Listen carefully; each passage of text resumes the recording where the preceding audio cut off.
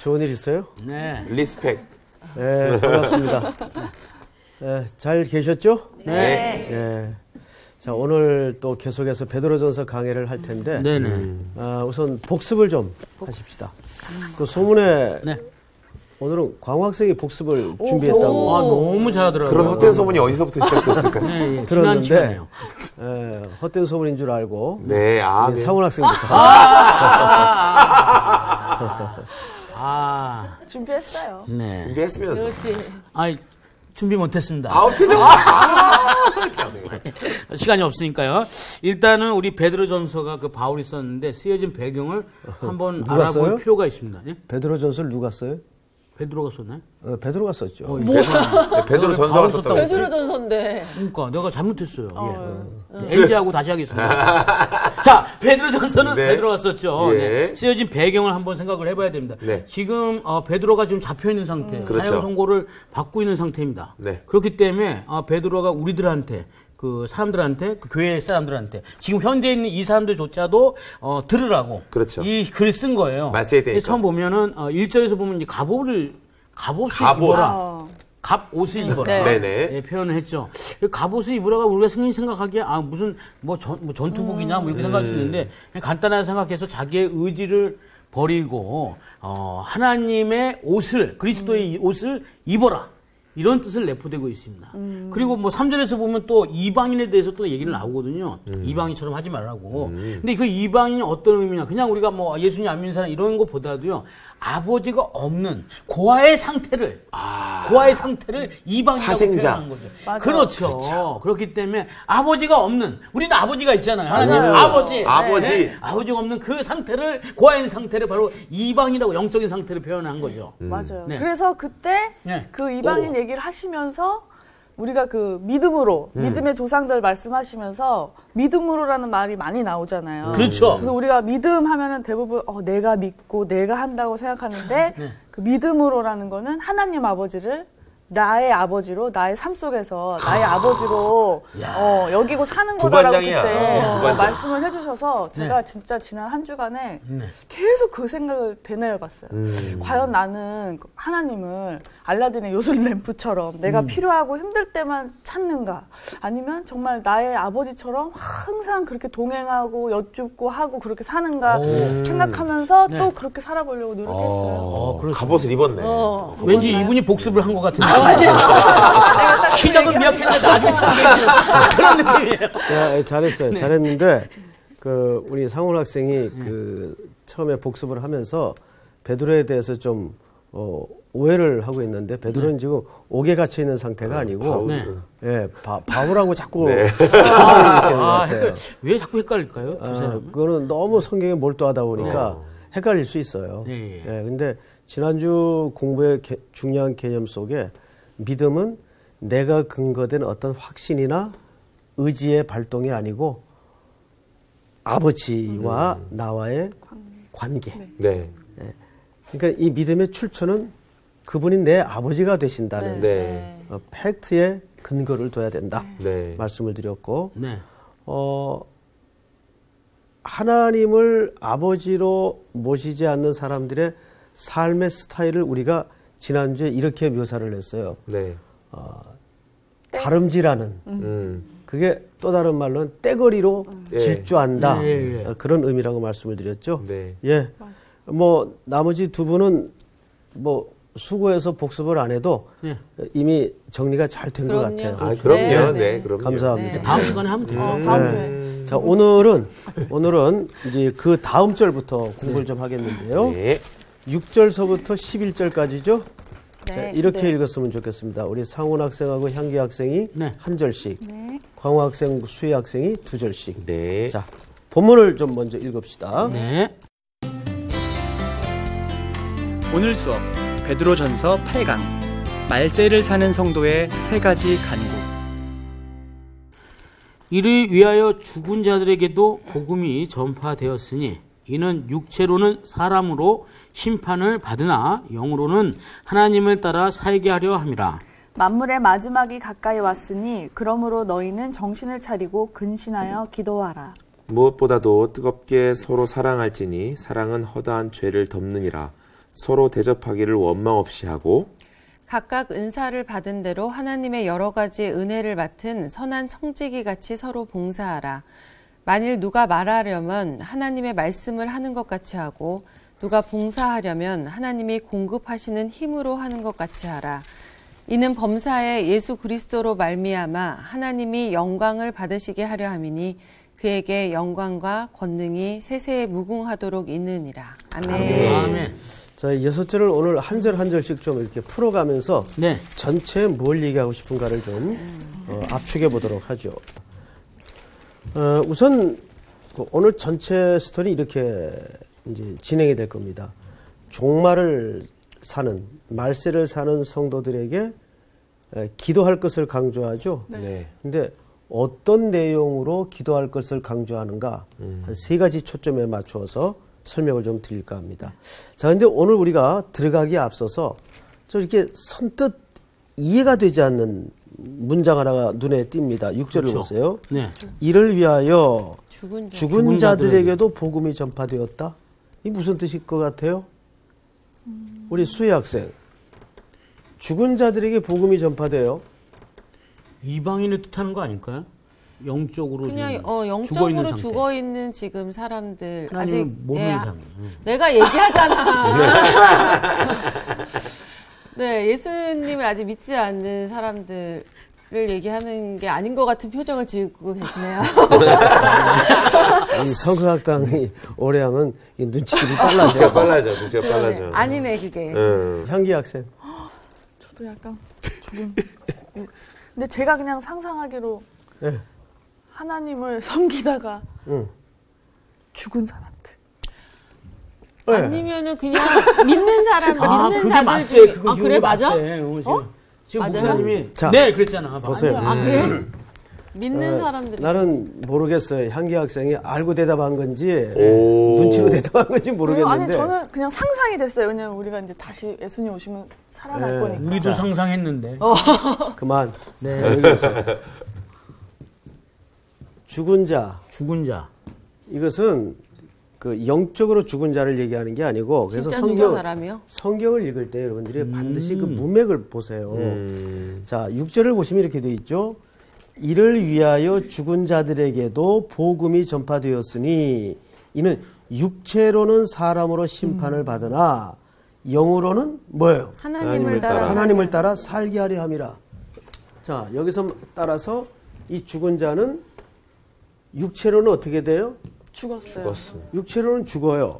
근데 영으로는 하나님을 따라 살게. 하나님을 따라 살게 하려는 사람들이란 말이에요. 네. 그러면 결국 이 죽음은 생물학적인 죽음을 말하는 거지 영적인 죽음을 말하는 게 아니에요. 그러니까 죽은 자들에게 복음이 전파되었다는 것은 마지막에 우리 향기 학생이 말한 대로 복음을 듣고 믿고 죽은 사람들을 얘기하는 거예요. 이해가 됩니까? 네. 그러니까 이런 본문이 이제 오해 소지가 많아요. 다시 여기 보세요. 여기서 말하는 6절에서 죽은 자들에게도 복음이 전파되었다는 것은 이제 복음을 듣고 영접하고 육체적으로 죽습니까 안 죽습니까? 보편적으로 네. 죽죠. 그 죽은 사람들은 육체적으로는 이미 우리는 죽음이라는 심판을 사실은 받은 겁니다. 누구나 우리는 개인적인 종말을 맞이하죠. 네. 육체로는 심판을 받. 그러나 영으로는 살림을 받는단 말이에요. 네. 이해가 됩니까? 네. 그러니까 종합적으로 여기서 죽은 자들은 복음을 듣고 생물학적으로 죽은 자들을 가리키는 얘기예요. 자, 그런데 이제 몇 절을 보시냐면 7절을 보세요. 7절. 만물에 뭐가 가까워요? 마지막이. 마지막이 가까웠다. 소위 우리가 개혁주의 종말관을 이해할 때 이미 예수 그리스도께서 십자가에 죽기 위해서 오시는 그 순간부터 뭐의 시작이에요? 심판의 시작이에요. 네. 말세. 종말이 시작이 된 거예요. 네. 어디까지? 다시 오실 때까지. 이거를 우리는 두 가지 시간으로 이해할 수가 있죠. 크로노스. 이건 연대기적 시간이에요. 여기와 여기 사이는 분명 크로노스예요. 그렇죠? 네. 주님이 역사 속에 2000년 전 오셨어요, 안 오셨어요? 오셨습니다. 오셨어요. 그리고 오실 어느 날 주님은 오실 겁니다. 네. 요거를 무슨 시간이요? 크로노스. 크로노스의 시간이요. 연대기적 시간. 그러나 이 사이를 어떻게 채우느냐? 이건 뭐예요? 카이로스의 카이로스. 시간이란 말이에요. 하나님의 시간. 그렇죠. 네. 그러니까 우리는 이걸 아셔야 돼요. 막연히 그냥 종말을 채우는 게 아니에요. 그러니까 막연히 그 종말을 기다리는 게 아니에요. 그냥 이 기간 동안에 하나님의 뜻과 하나님의 계획을 하나씩 하나씩 성취하고 채워가고 만들어가는 거예요. 그걸 뭐라 그런다고요? 카이로스. 카이로스. 카이로스의 시간이라 그런다고 말이에요.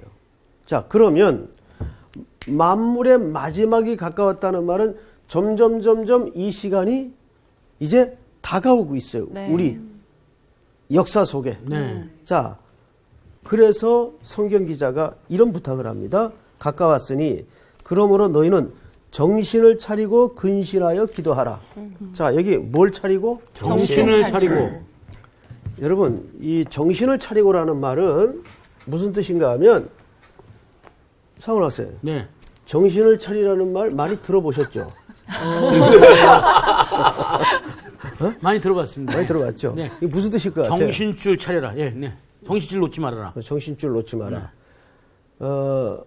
정신을 잃게 하는 경우는 언제냐면 혹시 우리 향기 학생 위내시경 해봤어요?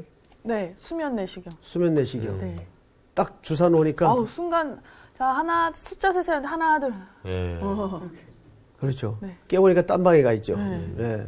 겁나죠, 사람이. 그쵸. 네, 사람이 아주 간단해요. 네. 아, 정말 별거 아니에요. 맞아. 그때 그 놓는 주사가 뭐예요? 마취 주사. 마취 주사예요. 수면 네. 주사. 네, 마취. 마취에는 국부 마취가 있고 네. 전체 마취가 있죠. 자, 이 당시에도 의술이 있었고 의사가 있었어요. 그 이들이 외과적 수술을 할 때 마취약을 씁니다. 실질적으로. 여기 정신을 차리라는 말은 마취되지 말라 그 말이에요. 취하지 말라 그 말이에요. 그 단어를 쓴 거예요. 여기서. 그러니까 이걸 뒤집어서 한번 광우 학생 생각을 해보세요. 우리 어디에 정신이 팔리죠? 네. 왜 이렇게 맞아. 소매치기들이 소매치기를 할 때 바람 잡는 사람이 있어요. 네네네네. 그래서 정신을 홀딱 빼놔요. 예. 다른 쪽으로 확 쏠리게 한 다음에 지갑을 째거나 네. 탈취를 하죠. 네. 그러니까 마치 어디 정신을 팔게 만드는 거예요. 그런데 사실 사람들이 그렇게 살아요. 네. 어디 막 팔려서 정신 나가게 살아요. 네. 요즘. 우리 주변에 그런 거 지금 요즘 많지요. 네, 네. 많습니다. 예. 손으로 꼽아보다 애들도 그렇고 제일 지금 중독되어 있는 게 이 스마트폰 중독, 네. 맞습니다. 이 미디어 중독. 그래서 전철을 어쩌다 한 번씩 타면은 다 좀비들 같아. 맞아요. 전부 이거 들여다보고 흔들흔들하면서 여기 눈을 못 대. 맞아. 그러면 거기에 무슨 좋은 내용이 있나 이렇게 슬쩍 곁눈질을 해보면 별거 전부 없어요. 뭐 동영상 보는 거예요. 예. 이제 공항 같은 데 가보면 외국인들은 전자책을 보더라고요. 스마트폰이나 또는 리더기가 있어요, 따로. 이렇게 전자책을 봐요. 그런데 우리나라 사람들은 거의 동영상. 그거 보고 이제 취해 있는 거예요. 또 그것뿐입니까? 살면서 우리가 정신 나가 있는 데가 많죠. 많죠. 예. 그래서 나도 또 사도 바울가 사도 베드로가 만물이 가까울수록 정신을 차리고 근신하여 뭐 하라 그랬죠? 기도. 근신하고 깨어 근신하여 기도하라 그랬어요. 자, 그런데 이제 무슨 기도를 하라 그러는가?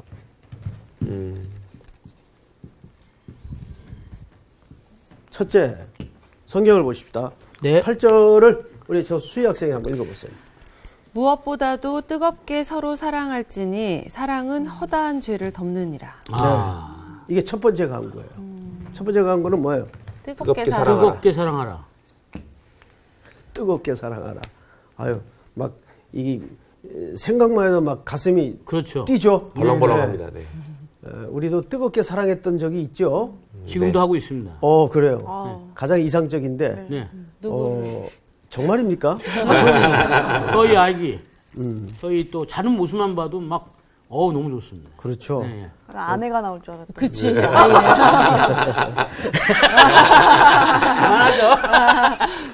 저는 근데 이거 변치 말기 바랍니다. 사랑은 허다한 죄를 덮느니라 저 결혼하기 전에 엄청 많이 들었어요. 덮었어요? 아니, 그러니까 이 얘기를 항상 주위에서 많이 해주시더라고요. 그치. 그러니까 자, 괜히 이왕 과거- 많이 나왔으니까 과거 사실은 쓰지 말라고. 뜨겁게 사랑하는 게 오늘 이 본문에서 주제가 아니고 허다한 죄를 덮는다는 게 주제예요. 이 덮는다는 말이 어디서 나온 단어인지 아십니까? 덮는다. 한번 여러분 성경의 모든 지식을 총동원해 보세요. 저기 성막? 모세 아니 저기 노아의 방주 때 뚜껑을 덮죠. 노아의 방주 때 노아의 방주 아, 때 거의 근처까지. 창문을 위로 올리고 오. 하나님이 뚜껑을 닫죠. 덮죠. 닫죠. 닫죠. 예. 닫는 거하고 덮는 건 틀려요. 아 그렇구나. 그럼 덮다란 말이 그러면 비로 확 하는 것처럼 그 죄를 그냥 확 이렇게 덮어버리는 건가? 없애버리나? 힌트 주십시오. 무협 소설을 너무 많이 봤어. 광호 학생 아니, 덮는 장면이 있는데. 있죠. 그 노아가 술을 먹고 방탕했을 그렇지. 때 자녀들이. 그 샘 약하면 이게 아들이 막내 아들이 바로 됐다. 거기서 나오는 단어. 예. 노아까지. 노아까지는 역시 난 갔구나. 아니 어떻게 알았어요? 네? 어떻게 알았어요? 아니, 거기 덮는다는 생각을 했죠 제가. 예, 맞아요. 덮는다라는 자, 걸 생각해 보니까. 이 사랑은 허다한 죄를 덮는다. 이 말은 노아가 포도를 심죠. 네. 그리고 거기서 채취한 포도주를 먹는데 거기 문장을 보면 그 먹는 게 습관적인 주기적인 식음이에요. 그러니까 노아는 반주로 계속 마셨구나. 뭐 식사 반주로 마셨는지 뭔지 모르겠지만 그 문장 자체가 어쩌다 한번 먹은 게 아니고 습관적인 음주를 설명하는 거예요. 이게 참 재밌는 게 네. 그렇게 심판 아래 혹독한 그러니까. 광경을 뼈저리게 경험하고도 인간은 달라진다 안 달라진다? 달라져요. 안 달라진다. 인간은 안 달라져요. 바뀌지 않아요. 그래서 하나님은 제3의 방법을 택할 수밖에 없었던 겁니다. 그걸 이제 술이 취해가지고 이게 주정이 일어났던 것 같아요. 다 벗고 그냥 자는데 누가 보죠? 자식들이. 아들. 샘 함이 함 봅니다. 야벳. 아들 중에서 함. 함이라는 아들이 그거를 보고 나가서 나머지 형제들에게 얘기를 하죠. 말했다고 돼 있는데 그 말했다라는 말은 사실 히브리 말로는 그냥 아유 아버지 뭐 벗고 주무셔 이 얘기가 아니라 원래의 정직한 의미로는 조롱했다라고 돼 있어요. 그러니까 남의 수치를 어떻게 한 겁니까? 조롱한 거예요. 예, 그 옳은 태도가 아니죠. 네. 물론 허물진 모습을 드러낸 것도 잘못된 거지만은 똑같은 것은 그 허물을 보고 조롱한 것도 똑같은 거예요. 조롱했다고 돼 있어요. 그러자 나머지 두 아들이 옷을 갖다가 뒤로 이렇게 가가지고 아버지의 그 수치를 보지 않고 덮죠. 덮었다. 그래서 수치를 가려줍니다. 그때 덮다예요. 이게 정확하게. 이게 창세기 9장에 등장을 하죠. 예, 노아의 사건. 결국 말세가 가까울수록 사도 베드로가 말세를 사는 성도들에게 강조하는 것은 뭐냐 하면 서로 뜨겁게 사랑하면서 모든 수치와 허물을 서로 덮어주는 연습을 하도록 기도하고 있어요. 결국 사랑만 남아요. 그 이유는 뭐냐 하면 예수님께서 십자가에 우리가 겪을 수치를 조롱을 모욕을 멸시를 그분이 다 겪으셨습니다. 엄청난 수치를 겪었죠. 네. 모독을 겪고. 그래서 우리는 그 대속의 은혜로 구원을 입은 존재이기 때문에 우리는 상대방의 허물과 수치를 덮는 연습을 구속의 은혜 차원에서 해야 돼요. 이거는 여러분 통일교도 사랑합니까 안 합니까? 하죠. 교리 가운데. 네. 불교도 자비가 있어요 없어요? 있습니다. 그러나 그들이 강조하는 사랑과 우리 기독교가 강조하는 사랑의 근본적 차이가 뭘까요? 똑같지 않습니다. 네. 그들이 강조하는 거는 내 노력으로 그들을 사랑하는 걸 수 있는데 기독교는 예수님이 우리를 사랑으로 죄를 다 덮어주셨잖아요. 그 사랑을 입은 만큼 우리가 흘려보내는 그런. 그렇습니다. 네. 우리 말하고 눈치를 보게. 우리 기독교의 사랑이 그런 여타 종교의 사랑과 휴머니즘적인 사랑과 다른 것은 방금 우리 수희 학생이 얘기한 것처럼 잘 얘기했어요. 우리의 사랑은 항상 십자가에 드러난 구속에 근거되어 있기 때문에 그거를 베풀고 연습하는 입장에서의 사랑을 얘기하는 거예요. 네. 그러니까 이것은 내가 하고 싶으면 하고 말고 싶으면 말고 하는 그런 사랑의 순복이 아닙니다. 아주 근본적인 당신이 구원받은 성도입니까? 당연히 그 사랑을 삶 속에서 베풀어야 된다라는 얘기예요. 이해가 되죠? 그러니까 일반 여타 종교나 세상의 휴머니즘적 차원에서의 사랑합시다라는 그런 어떤 명분하고는 차이가 있다. 근본적인 기초가 다르다는 것을 이해해야 됩니다. 네. 자, 그거는 우리 기독교가 하는 봉사든지 구제든지 다 똑같은 거예요. 네. 두 번째 한번 볼까요? 두 네. 번째. 구절을 우리 광호 학생이 한번 읽어보세요. 서로 대접하기를 원망 없이 하고 각각 은사를 받은 대로 하나님의 여러 가지 은혜를 맡은 선한 청지기 같이 서로 봉사하라. 네. 두 번째가 뭐죠? 대접하기를 원망하지 없이 않고. 하고 아니, 자, 한번 생각을 해보세요. 대접하는데 무슨 원망이 나와요, 갑자기? 그러게. 그러니까. 자, 누가 이거 한번 좀 풀어내보세요. 그거 아닐까요? 내가 한 대접하기- 만큼 너도 날 해야 된다는 어떤 심리적 그거죠. 그러니까 내가 이걸 너 사줬으니까 너도 날 사줄 거야. 라는 어떤 보상 심리에서 그렇게 대접하지 말라는 얘기죠. 보상 심리와 기브 앤 테이크 개념에서 예. 뭐 그럴듯하네요. 그건 아닌 것 같아요. 아니, 뭐 그럴 수 있어요. 근데 이제 비슷한 것 같아요. 여기 성경에서 말하는 진의는 조금 거리가 있어요. 대접하기로. 원망 없이 하라고 그랬으니까 네. 왜 원망 없이? 보상 심리가 있는 것처럼 뭔가 내가 무언가를 했을 때 그것에 대해서 그 사람이 만족하지 못했다든지 자기가 원하지 않는 방향이라고 느낄 때 나에게 마땅히 감사가 돌아와야 되는데 그게 돌아오지 않을 때 그것에 대해서 분노가 나고 화가 나니까 원망이 되는 게 아닐까요? 그치. 왜냐면 내가 베풀었는데 이 사람이 감사의 표현을 안 했을 때는 처음에 좋은 마음으로 했어도 나중에 왜 이렇게 고마워하질 않아? 막 이런 게 생길 수 있잖아요. 원망하는 어려서. 마음. 그러니까 또 우리 마지막으로 제가 향기 학생. 아니야. 아니구나. 아닌 것 같아요. 또 뭘까? 원망 없이. 빨리 얘기해봐. 그냥 대접하기. 대접하기를 그냥 기대하지 말고 해라. 기대하지 말고 하라. 그냥 자, 요 원망에 대한 이해는 그 시대적 배경을 좀 알아야 됩니다. 자, 베드로전서를 시작하면서 서론 시간에 선생님이 베드로전서가 쓰여진 동기가 중요하다 그랬어요. 특별히 연도가 굉장히 중요하다 그랬어요. 네. 그래서 AD 30, 몇 년이에요? 35년. 62년에서 예. 63년. 예, 62년. 예. 그렇죠? 네. 요 연도가 왜 중요하다 그랬었죠? 그때 대화제가 일어났습니다. 예. 대화제가 64년도에 일어납니다. 로마의 대화제. 이 대화제의 모든 원인을 당시 황제가 누구에게 뒤집어 씌우죠? 그리스도인들에게로 뒤집어 씌웁니다.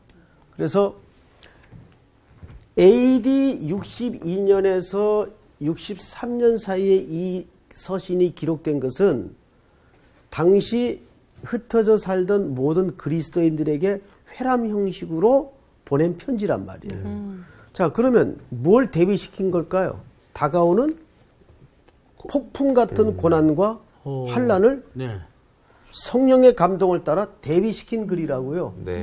예? 그래서 64년도에 아니나 다를까 화재 사건으로 본격적인 핍박이 네. 무서운 죽음과 추적이 조여오는데 자연히 그리스도인들은 그 당시에 어떤 생활을 할 수밖에 없었는가 하면 전부 떠돌아다녔어요. 네.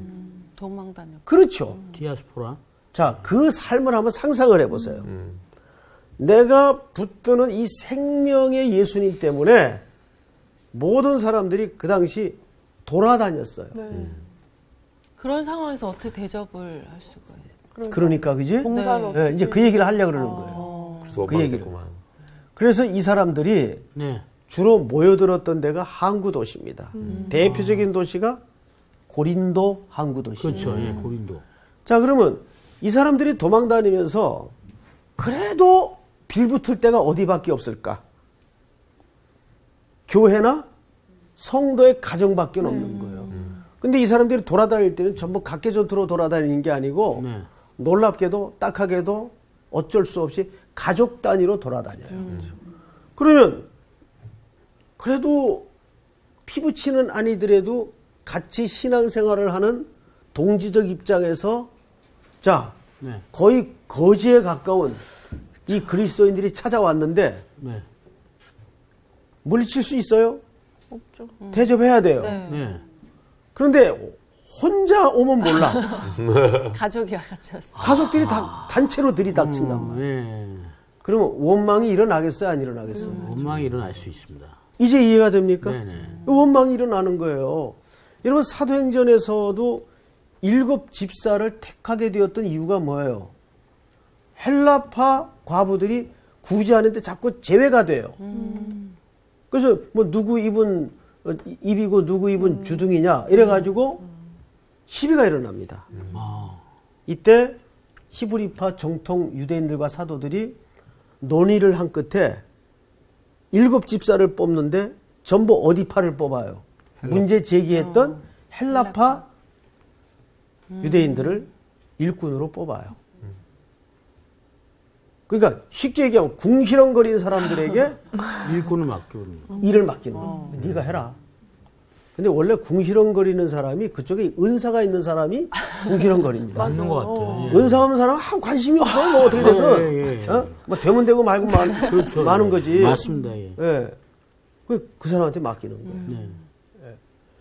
그러니까 여기에서 그런 이제 배경을 머릿속에 담고 성경을 잘 보세요. 8절, 9절.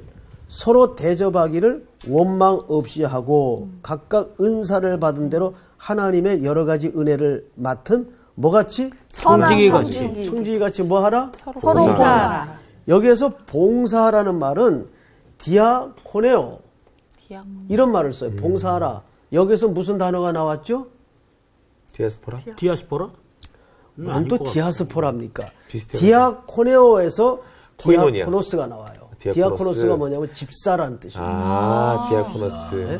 그러니까 우리말로 풀어놓자면 봉사에서 무슨 직분의 개념이 등장해요? 집사. 예. 그러니까 집사라는 말은 식탁 옆에서 서빙, 네. 서빙하는 사람이다 그 뜻이에요. 예? 그러니까 이건 계급이 아니란 말이에요. 직능이지. 이게 오늘 한국교회 제일 큰 문제가 교회의 모든 직분이 그 직능, 펑션 차원에서 이해를 해야 되는데 하나의 포지션, 맞아요. 네. 신분이 돼버렸단 말이에요. 이게 굉장히 심각한 겁니다. 맞아. 한국교회를 부패케 한 3대 악이 있는데 네. 첫 번째가 뭐냐면 이원론적인 삶. 교회 안에 고백이 다르고 세상 밖의 삶이 다른 이원론적인 삶. 두 번째가 샤머니즘. 샤머니즘. 기독교 안에 뿌리 깊은 샤머니즘. 세 번째가 직분론입니다. 네. 여러분 마틴 루터 종교개혁의 핵심이 뭐예요? 직분론의 붕괴입니다. 네. 철저히 성직과 평신도가 구분되어 있어서 그게 아주 두터운 옹벽이 돼 있었잖아요. 첫째가 성경을 모든 백성에게로 돌려주고 그리고 직분론을 파괴한 거 아니에요. 그것은 교회의 모든 직분이 무가치하다는 말이 아니잖아요. 네. 직분론에 대한 잘못된 편견과 오해를 얘기하는 겁니다. 근데 중세 시대는 그게 얼마나 무서운 계급이 돼 있었습니까? 근데 오늘날에도 교회 안에 맞아. 그런 현상들이 두텁게 자리 잡고 있다는 얘기예요. 자, 집사는 무슨 직이에요? 봉사직이에요. 봉사직. 자, 성경을 또 보십시다. 그런데 9절을 보시면 이렇게 돼 있어요. 10절. 각각 은사를 받은 대로 하나님의 여러 가지 은혜를 맡은 선한 청지 같이 서로 뭐하라 그랬죠? 봉사하라 그랬어요. 봉사하라. 자, 이 주제만 가지고도 여러분들과 참 고민해야 될 말이 많은데 일단 간단하게 합시다. 청지기는 맡은 자라는 개념이죠. 누가복음 16장에 보면 불의한 청지기 유명한 이야기가 등장을 합니다. 자, 그 청지기는 주인이 어디 멀리 가 있는 틈에 경영을 맡았어요. 주인이 돌아와 보니까 자기 마음대로 썼다는 수상한 보고가 들리게 되고 확인을 해보니 사실로 드러났어요. 주인이 청지기를 부릅니다. 네 보던 일을 세마라. 말하자면 해고 통고를 한 겁니다. 자, 이제 3개월 시간 남았어요. 예?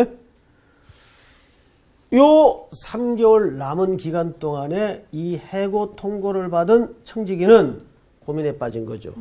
어떡하나 하다가 머릿속에 전구따마 하나가 탁 켜졌어요. 전기불이 하나 탁 켜졌어요. 아이디어가 떠오른 거죠. 빚진 사람 다 부릅니다. 얼마 줬습니까? 100만 원 빚졌습니다. 증서 이리 주시오. 50. 얼마 빚졌습니까? 1000 빌려갔습니다. 이리 주시오. 500. 다 깎아줘요. 웬일입니까? 빚졌던 사람들은 횡재를 하고 돌아갔어요. 그런데 앞불사 이 이야기가 주인에게 들어갔습니다. 주인에게. 그러면 상원 학생이 주인 같으면 그거 어떻게 해야 돼요? 뭐 내용은 알고 있지만 여튼간에 제가 만약에 진짜 그거였으면 아니 네 돈을 왜 네 돈을 막 써? 내 돈인데. 그렇지. 그래서 오히려 더 혼냈을 것 같은 생각이 더 혼냈을 것 같죠? 네네. 네. 그게 정상이에요. 저는 혼내는 정도가 아니라 바로 집어넣을 것 같아요. 네. 그렇죠. 횡령이죠, 이거. 횡령이지. 횡령이죠.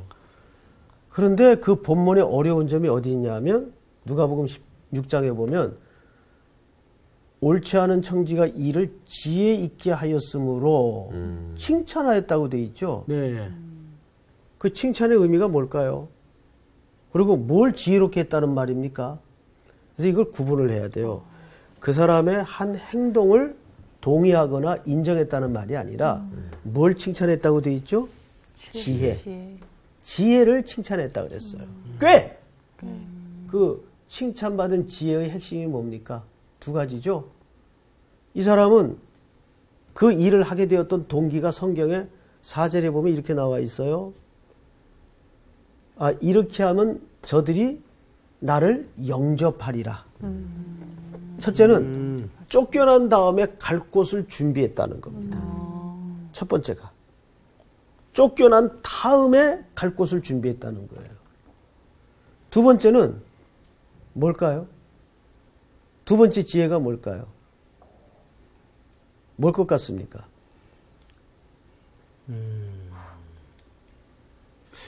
뭘까요? 그제서야 그 돈이 자기 돈이 아니라는 걸 깨달아요. 질문 드립니다. 여러분, 만약에 불의한 청직인데 상원 학생이 네. 그 자기 돈 같으면 막 50%씩 막 깎아줄 할 수 수가 있어? 없죠. 그럴 수가 없지. 네네네. 근데 어떻게 그럴 수 있었지? 자기 돈이 아니라고 생각했기 때문에. 그렇지. 남의 돈이니까. 근데 그게 언제 인식이 들어온 거예요? 쫓겨난다고 3개월 전에 얘기 들었을 때. 그렇죠. 분명해지죠? 네네. 그런데 사람들은 그 인식을 갖고 살아야 안 살아요? 안 사죠. 예. 그 인식을 전혀 안 가지고 산다는 데 문제가 있어요. 결국 우리에게 모든 것을 하나님이 주셨죠. 준 겁니까? 맡긴 겁니까? 맡긴 거죠. 준 것도 아니에요. 맡긴 거예요. 여러분 시편 127편에도 보면 자식을 여호와께서 주신 거라 그랬어요. 여호와의 기업이라 그랬어요. 여호와의 기업. 여호와의 기업이에요. 다 다 맡긴 거예요. 그러니까 우리는 이 청지기 인식이 성도들의 삶 속에 너무너무 중요한 거예요. 네. 아, 나는 소유자가 아니라 소유자는 누굽니까? 하나님. 로드십. 그분이 소유자예요. 나는 뭐예요? 맡은 자예요. 맡은 자. 맡은 자. 청지기. 예? 청지기에 불과하다 그 말이에요. 네. 내 생명도 재물도 자녀까지도 맡은 자예요. 네. 네. 그러니까 자꾸 이게 왔다 갔다 하니까 자기 욕심이 것인 줄 생기는 알았어요. 근데 죽음에 해당하는 해고 통보를 받고서야 이 청지기가 제정신이 돌아온 거예요. 이건 내 거 아니지. 50%로 깎아주는 거예요. 그리고 그 일을 통해서 쫓겨난 다음에 갈 곳을 예비한 겁니다. 이렇게 하면 저들이 나를 영접하리라. 근데 우리는 이 7, 80, 90의 인생이 전부인 양 여기에 매달리고 막. 매달려 살아요. 심각하죠? 네. 네. 오늘 성경도 뭐라 그랬어요? 이렇게 돼 있습니다. 10절을 잘 보세요. 은혜를 맡은 예? 은혜를 맡은 선한 청지기 같이 서로 뭐예요? 봉사. 여기 봉사라는 말은 위에서 연결고리를 갖고 있죠. 네. 가난한 자를 구제하고 나눠주고. 자, 그러면 이들은 결국 이 당시에 나그네로 살았습니다. 그렇죠? 네. 돌아다녀야 되니까 정처 없이 쫓겨서 나그네, 고아, 과부. 이거 하나의 공통점을 갖고 있죠. 이 사람들은 어떤 공통점이 있죠? 누군가의 도움 없이는 살 수 없는 존재라는 거예요. 네. 그러니까 저 사람들은 누군가에 의존할 수밖에 없다는 거예요. 그래서 구원받은 성도들이 구제를 하는 것은 무슨 뜻인가 하면 아, 왜 딱 하니까 도와줘야지 이거 아니에요. 저 자리에 장광호가 있었고 내가 있었어요. 저 자리에 네. 주님의 구원이 없이는 우리도 저런 사람이었단 말이에요. 네네네. 그러니까 크리스찬들이 구제를 해야 되는 중요한 이유도 그 근거와 출발이 어딥니까? 십자가의 구원이에요. 아멘. 그냥 인간적인 나눔과 도움이 아니에요. 그거. 네.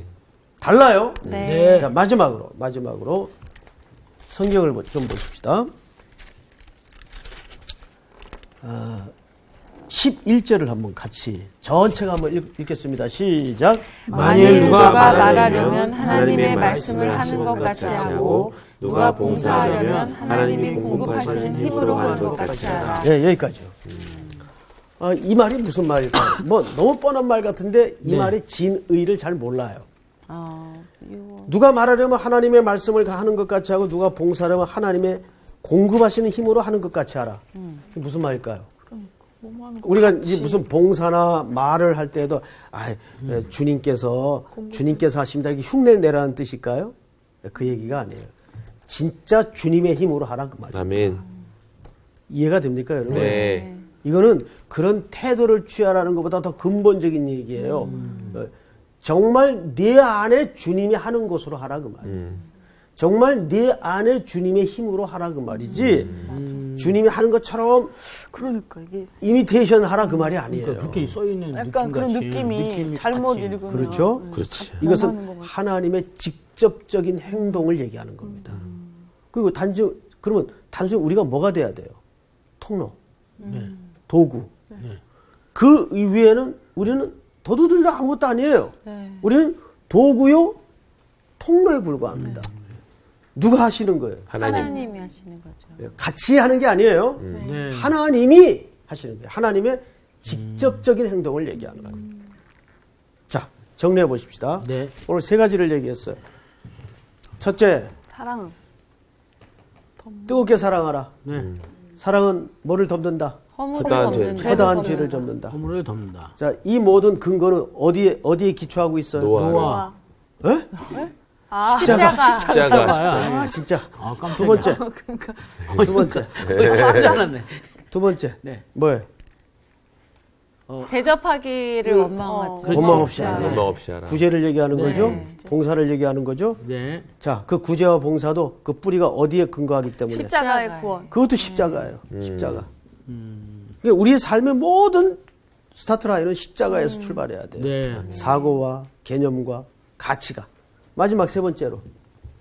누구의 힘으로? 하나님의 힘으로. 하나님의 힘으로 하는 것 가치가 아니라 네, 하나님의 직접적인 행동. 힘으로. 내 안에 그리스도가 하시도록. 네. 우리는 단순히 뭐에 불과하다고요? 도구. 통로와 도구. 자, 오늘 공부는 여기서 끝. 수고하셨습니다. 감사합니다.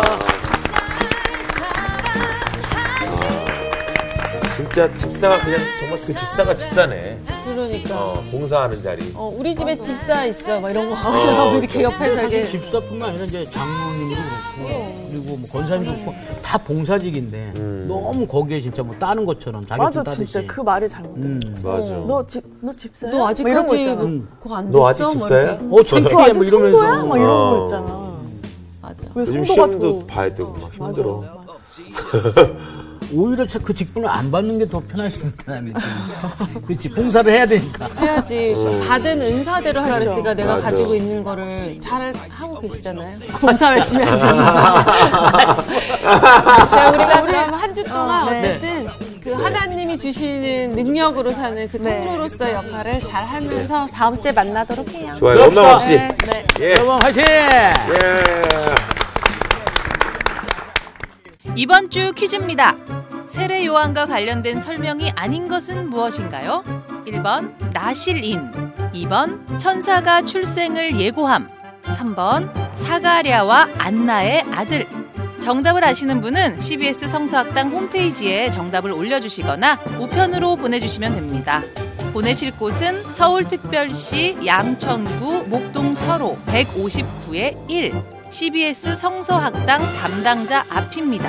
연락처를 꼭 남겨주세요. 선정되신 분들에게는 하나님의 말씀을 전 세계에 보급하는 대한성서공회에서 성경, 송태근 선생님의 쾌도남마 사무엘상, 김기석 선생님의 광야에서 길을 묻다, 말씀의 빗속을 거닐다, 성경 통독을 위한 최고의 자습서 성경 2.0 가운데 하나를 드립니다.